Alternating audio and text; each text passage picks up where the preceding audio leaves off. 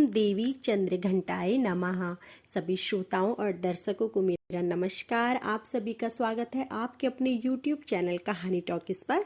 आप सभी को चैत्र नवरात्रि की हार्दिक शुभकामनाएं। माता रानी की कृपा आप पर और आपके परिवारजनों पर सदैव बनी रहे।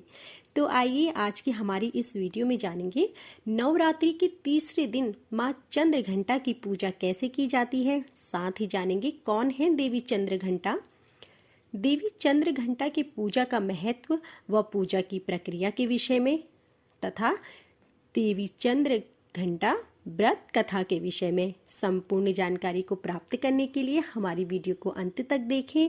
और यदि आप हमारे चैनल पर नए हैं तो हमारी वीडियो को लाइक करें, शेयर करें, कमेंट करें और हमारे चैनल को सब्सक्राइब करें और बेल आइकन दबाएं, जिससे कि ऐसे ही वीडियो प्रसारित होते ही आपको जानकारी मिल सके। तो आइए आरंभ करते हैं। नवरात्रि के तीसरे दिन माँ चंद्र घंटा की पूजा की जाती है। माँ चंद्र घंटा का नाम दो शब्दों से मिलकर बना है। चंद्र जिसका अर्थ है चंद्रमा और घंटा का अर्थ है घंटी। देवी का नाम उनके माथे पर रखी गई घंटी के आकार के आधी चंद्रमा से लिया गया है। उन्हें देवी चंद्र खंड के रूप में भी जाना जाता है। देवी दुर्गा का यह तीसरा रूप उनकी पूजा करने वालों को शक्ति और वीरता प्रदान करता है और माना जाता है कि उनके सभी दुख दूर हो जाते हैं। भले ही देवी चंद्र खंड देवी पार्वती का अधिक मजबूत रूप है, ऐसा माना जाता है कि वह केवल तभी प्रकट होती है जब किसी मुद्दे पर उग्र होती हैं, नहीं तो वह शांत स्वभाव की होती हैं। देवी पार्वती के विवाहित संस्करण को देवी चंद्र घंटा के नाम से भी जाना जाता है। देवी चंद्र घंटा की पूजा करने से उपासकों को शक्ति, शांति और वीरता की अनुभूति होती है। देवी चंद्र घंटा का प्रतिनिधित्व इस प्रकार है। देवी चंद्र घंटा सिंह की सवारी करती हैं और उनका शरीर सोने की तरह चमकीला होता है। उनकी 10 भुजाएं हैं, जहां 4 बाई भुजाओं में एक त्रिशूल, तलवार और एक कमंडल है, जबकि 5वीं भुजा एक मुद्रा बनाती है। दाहिनी ओर अन्य 4 भुजाओं में कमल, तीर, धनुष और एक जपमाला है। अस्त्र शस्त्रों के साथ देवी दुर्गा का यह रूप युद्ध के समय प्रकट होता है। आइए जानते हैं कौन है देवी चंद्र घंटा। देवी दुर्गा ने देवी चंद्र घंटा का यह रूप असुरों को हराने और दुनिया के नकारात्मक प्रभाव को खत्म करने के लिए लिया था। असुरों को हराकर देवी दुर्गा ने असुरों की निरंतर यातना से देवताओं को राहत दी।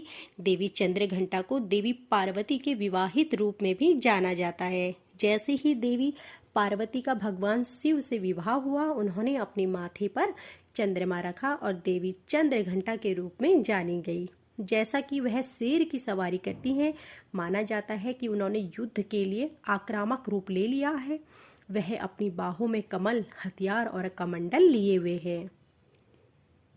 देवी चंद्र घंटा की पूजा का महत्व इस प्रकार है। माता चंद्र घंटा की पूजा करते समय लोग आम तौर पर अपने सभी डर से छुटकारा पा लेते हैं और ताकत की भावना में वृद्धि का अनुभव करते हैं। उनके पास कई हथियारों के साथ 10 भुजाएं हैं, जो देवी पार्वती के चरम संस्करण का प्रतिनिधित्व करती हैं। शेर की सवारी करते हुए वह हमेशा युद्ध के मैदान में प्रवेश करने के लिए तैयार रहती हैं। तंत्र साधना के अनुसार देवी चंद्र घंटा का यह रूप मणिपुर चक्र को जागृत करता है। देवी चंद्र घंटा ग्रह से दुष्टों को सफाया करने के लिए हमेशा तैयार रहती हैं।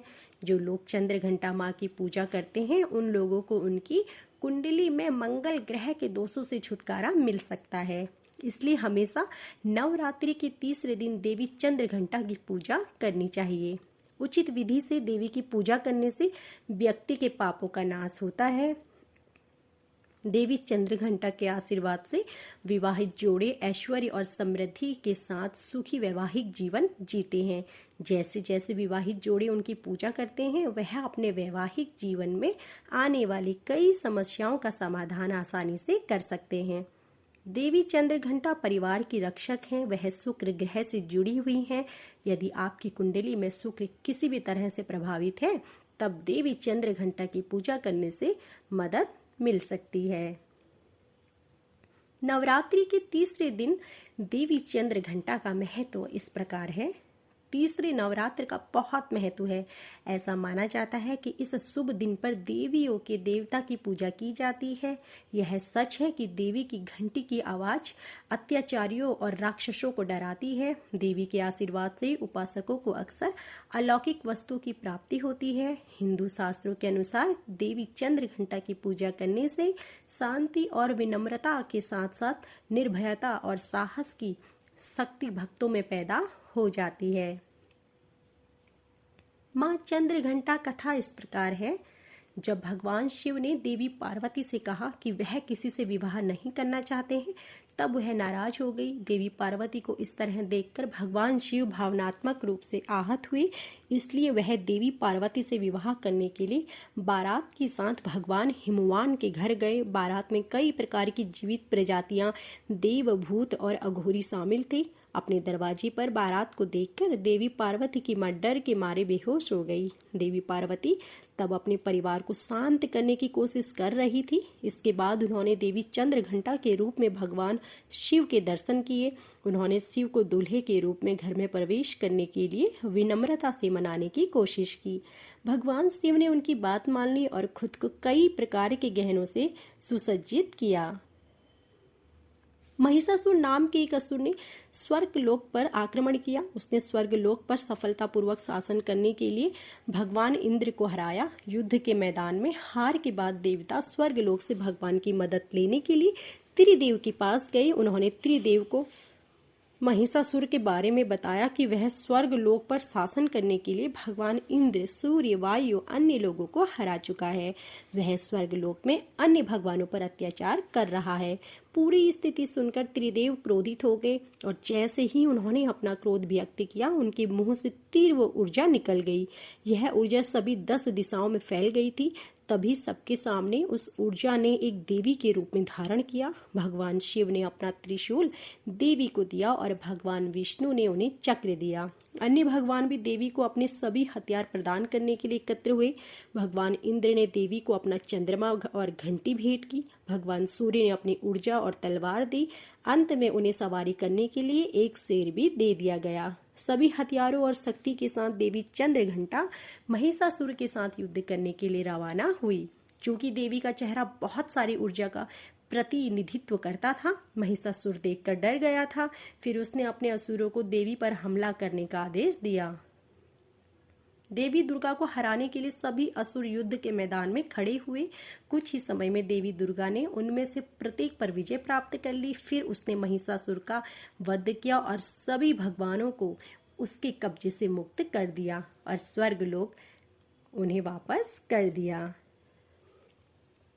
देवी चंद्र घंटा पूजा प्रक्रिया इस प्रकार है। सूर्योदय से पूर्व स्नान कर स्वच्छ वस्त्र धारण करना चाहिए। फिर एक आसन पर स्वच्छ कपड़ा बिछाकर देवी की मूर्ति को स्थापित करना चाहिए।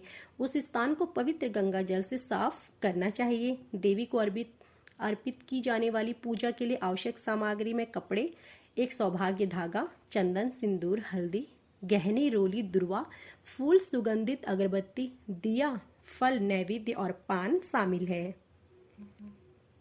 दुर्गा सप्तशती के मंत्र का जाप करें और उनकी कथा सुनें। दिए से देवी की आरती करें। इस दिन दूध से बनी मिठाई देवी चंद्र घंटा को कुछ सेब और गुड़ के साथ भेंट करें। देवी चंद्र घंटा को अर्पित करें। ये चीजें देवी के हर रूप को एक अलग प्रकार का प्रसाद चढ़ाया जाता है। ऐसा कहा जाता है कि प्रसाद देवी के प्रति आपकी भक्ति का प्रतिनिधित्व करता है। देवी चंद्र घंटा को हमेशा दूध से बनी मिठाइयों से ही भोग लगाना चाहिए। इसे देवी को अर्पित करने से बाद स्वयं खाएं और दूसरों को भी अर्पित करें। ऐसा माना जाता है देवी को यह प्रसाद चढ़ाने से आपके सभी दुखों का अंत हो जाता है। पूजा के समय पीले वस्त्र धारण करनी चाहिए। इसका कारण अपनी सवारी के लिए देवी का प्रेम है। सिंह जो पीले रंग का होता है।